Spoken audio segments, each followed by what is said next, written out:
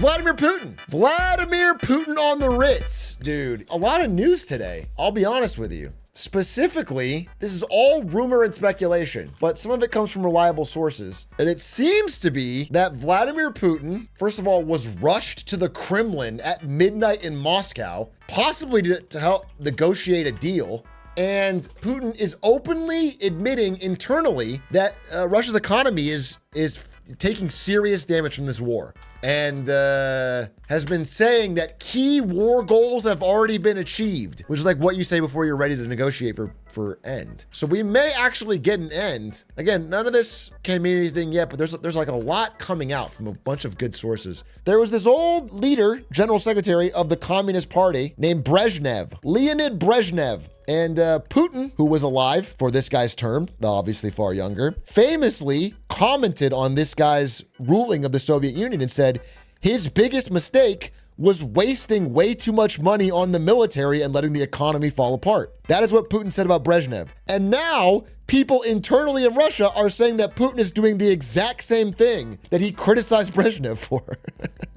It's kind of coming in full circle. He's making the exact same mistake. The economy is strained by labor shortages, which obviously happens when a lot of people die, including working age men. Sanctions, which is when you're in a war with your largest trading partners previously. Well, not behind China. Let's just say Europe and America. High inflation, which they do have. They also have, you know how everyone here is complaining about our 6%, 7% interest rates? Actually, it's really like 4 or 5, but you know how like we have interest rates that are pretty high on housing and cars? Dude, in Russia, it's like 20. It's like 19 or 20 to try and fight the insane inflation there. 20% of interest rates on a house. And so they're having weakening domestic activity. There's a good Reuters story. Oh, I found it. The president has privately acknowledged the war straining the economy, specifying really, quote, from Putin, really big problems. He has criticized his own top economic officials and is displeased by the rising borrowing costs that face Russian businesses. Again, interest rates have hit historic 21%. Stagflation warnings by business. So like the wartime economy threat is real. Like he's actually, you know, once this stuff starts to go, that's how leaders get really negative responses from their public and from their backers and from the oligarchs that support them. So I do think he's eager to make a deal. I think even though Russia is quote unquote winning the military side of it, it's at what cost? Sources told Reuters these difficulties have fostered a willingness to reach a negotiated settlement, at least among some of Russia's elite.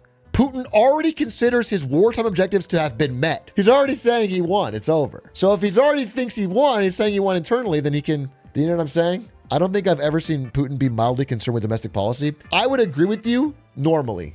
I think when you start to get rampant inflation, grocery store lockups, butter stealing, people can't afford houses, businesses can't borrow, that's when the machine starts to break down. That's when people's unhappiness becomes way more real. He expanded Russia's territories, that makes he popular? Well, it depends on how much territory he gets to keep and then whatever the deal is. Well, what I said specifically is if you can expand your territory quickly and easily, you're popular. Your popularity dwindles the longer the war takes. People don't like a long, protracted war. The only thing I'll say is that Trump has said he's going to throw more tariffs on Russia if they don't make a peace deal. So I looked it up. Russian goods accounted for 0.14% of U.S. imports.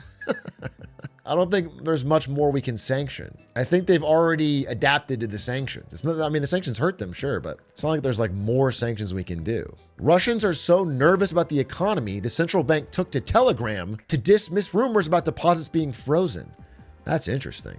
The Russian central bank is on Telegram saying we're fine. That would spook me. Ardub says, what do you think Russia freezing U.S. assets did to U.S.'s place in the global order? Ardubs, is this a bait question? Is this a real question, or is this a question that you know I love to answer and I've talked about a million times? Because I've already talked about this so many times. I'm not going to do it again. I've answered this in like 5 different clips. I'm not going to do it. Have you seen the Oracle OpenAI project? Yeah, the project Stargate. God, tech nerds are getting so offensively cringe. Project Stargate. $500 billion with Masayoshi Son. He's never made a dumb investment before. This guy, the GOAT, dude. WeWork, the pizza truck, the greatest gambler in Japan. Yeah, I don't know. I gotta learn more about it. The point is, it's funny because, so Trump announces, he's part of the announcement, we're gonna have this $500 billion American AI project to build infrastructure and energy for more AI. And then Trump's right-hand man, Elon, gets on Twitter immediately and goes, they don't have the money. They don't have the money. There's already like a weird split around it. And it largely stems from the fact that Elon Musk and Sam Altman, the head of OpenAI, have deep beef, long-seated beef, which is extra funny because Sam Altman, desperate not have Trump weaponized against him by Elon Musk, is now openly glazing. Sam Altman, who has in the past tweeted, "I will stop Trump at any cost. I'm donating a ton of my wealth to try and stop Trump getting elected." Now he's like, watching Trump more carefully, he tagged him too, has really changed my perspective on him. I wish I'd done more of my own thinking. I definitely fell in the NPC trap. I'm not going to agree with him on everything, but I think it'll be incredible for the country in many ways. How does anyone think this is sincere? This is so blatant. Like, if you're going to do this, do what Zuckerberg does and do it early. That's why I'm betting on Meta this year. Zuckerberg, he's as craven as the rest of them, but he planned ahead. He's like smart about it. He didn't. It's like a desperate last second glazing. I knew one day I'd have to watch powerful men burn the world down. I just didn't expect them to be such losers. Elon Musk and Mark Zuckerberg's desperation to be cool as they suck up to DT is so cringe it makes my skin crawl. Now that's not a flattering photo. I've seen Zuck look better than this. He didn't pick his best moment for this. That's not really sex icon moments. I don't know if anyone else has noticed this, but everything seems to be going down the tubes quite fast. And not the fun tubes like a water park. The ending in shit kind. Ooh, that's a terrible, not a terrible, that's a brutal visual image of a water park where it's shit. That's very vile. I'm glad I'm not eating right now. The issues are complicated, the reasons diverse, but there's a few culprits who've been making themselves extremely visible. Tech gregillionaires like Elon Musk and Mark Zuckerberg obviously wield huge global influence with their computers and numbers and whatnot. Big, scary, probably ruinous things lie ahead, but I'm here to discuss the smaller part. The insult to injury, the sprinkling of salt in the wound. Whether I'm engaging with the news or with Musk tweeting constantly like a man with no job or friends. Or with Zuckerberg sending out weird videos and appearing on Rogan, I'm in pain. Not because I don't like what they're doing, but because they're so incredibly, painfully cringe. I wasn't prepared for how cringe it would all be. I'm prepared for evil, for greed, for cruelty, for injustice, but I didn't anticipate the people in power would be such huge losers. Yeah, I mean, I think she says it here. I think Zuckerberg does some cringe things, but it's not, for me, it's night and day. I think Zuckerberg is adapting to a business climate. I think he has no principles. What he's doing is intelligent. I think Elon Musk is just cringe, man. I find it annoying that we moved past the gamer thing so quickly because it was so pure.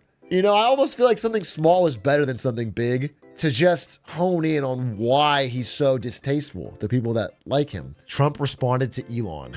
Does it bother you that Elon Musk criticized a deal that you made publicly, that he said that he tweeted that? No, it doesn't. He hates one of the people in the deal. Have you spoken to him since then? No, I've spoken to Elon, but spoken to all of them, actually.